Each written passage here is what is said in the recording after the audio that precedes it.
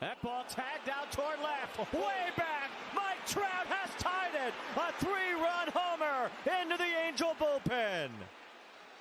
Well, we talked about it in the openings. 3-time MVPs are showing why they've been MVPs. Trout mashed that one.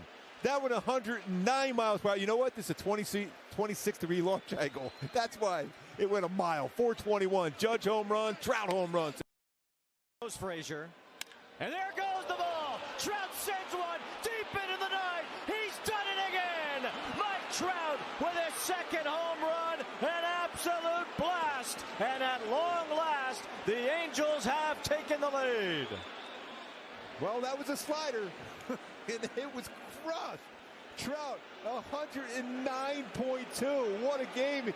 I think he loves this stadium. Mike Trout with 2 home runs against the New York Yankees.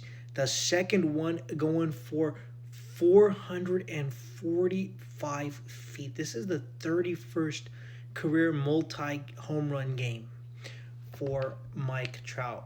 And with all that being said, they still lost 11-10. Mike Trout is the biggest what-if story in baseball because for years we were having him on a trajectory of being the GOAT. But right now he's not even top 10 all time, and that's because of a few things. His ability to stay healthy, because when healthy, I mean, he looks like one of the greatest we've ever seen. But 2 is his loyalty to the Angels. And his loyalty is so commendable. But if I told you a team had Ward, they had Mike Trout, and they had Shohei Ohtani, arguably the greatest baseball player I've ever seen, Shohei Ohtani, and those two together couldn't sniff the playoffs. They didn't make the playoffs one time together. So in my opinion, he will go down as the biggest what-if in baseball, but the talent is undeniable. One of the greatest hitters we've ever seen. Unfortunately, it's just a lot of meaningless baseball. And I don't say that lightly, because imagine if he was on a big market team. Not that Anaheim is necessarily a small market team, but imagine if he was on one of these greatest franchises of all times, right?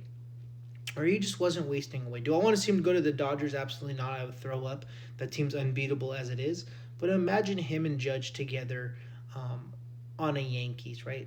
It just blows my mind that in his entire career, they only made the playoffs once, which was in 2014 with him and Pujols. Pujols, who has hit 700-plus career home runs. But I wonder if him being so injury-prone is a reason he stays in Anaheim, because you'll get criticized a lot more for being injury-prone in a big market team. Just look at players like Anthony Davis, you know. He was healthy most of his time on the Pelicans, but as soon as he goes to LA and starts facing these injuries, he's Mr. Glass. He's Mr.